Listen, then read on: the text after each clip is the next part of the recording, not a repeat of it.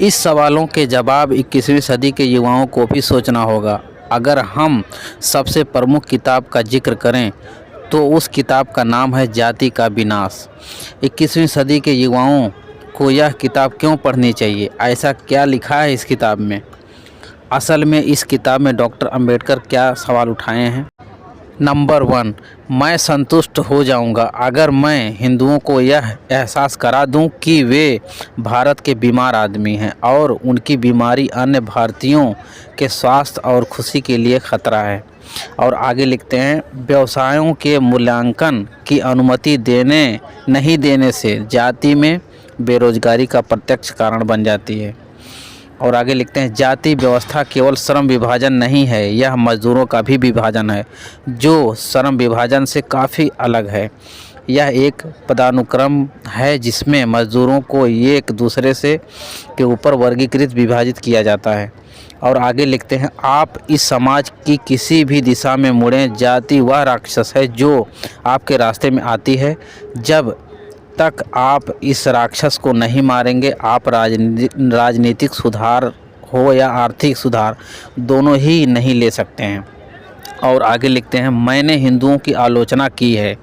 मैंने उस महात्मा के अधिकार पर सवाल उठाया जिनको वह भगवान मानते हैं। वे मुझसे नफरत करते हैं। उनके लिए मैं उनके बगीचे में एक सांप जैसा हूँ।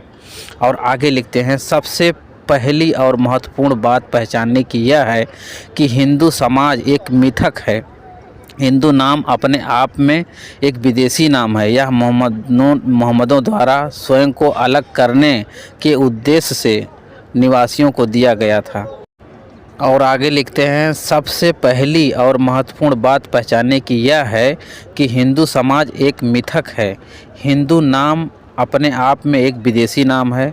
यह मोहम्मदों के द्वारा स्वयं को अलग करने के उद्देश्य से मूल निवासियों को दिया गया था। आगे लिखते हैं, कोई शक नहीं है कि जाति मुख्य रूप से हिंदुओं की सांस में बसा है, लेकिन हिंदुओं ने हवा में जाति का विषाणु फैला दिया है और हर कोई संक्रमित है, सिख, मुस्लिम और ईसाई। इसलिए आप उन सभी लोगों के समर्थक के लायक हैं जो इस संक्रमण से पीड़ित हैं, सिख, मुस्लिम और ईसाई।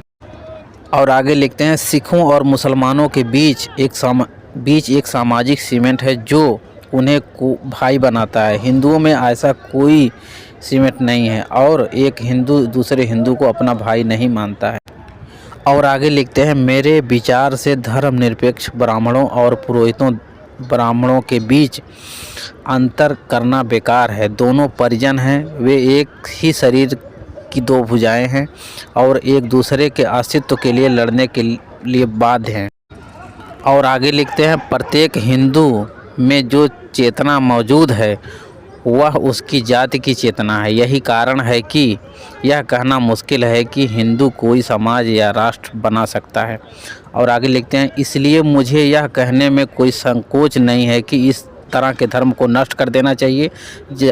और मैं कहता हूं कि इस तरह के धर्म के विनाश के लिए काम करने में कुछ भी गलत नहीं है। हेलो दोस्तों, कैसे हो आप? आई होप दोस्तों आप सब अच्छे होंगे। दोस्तों मेरी यह वीडियो कैसी लगी? अगर अच्छी लगी तो आप मेरे चैनल को सब्सक्राइब करके मुझे सपोर्ट ज़रूर करें।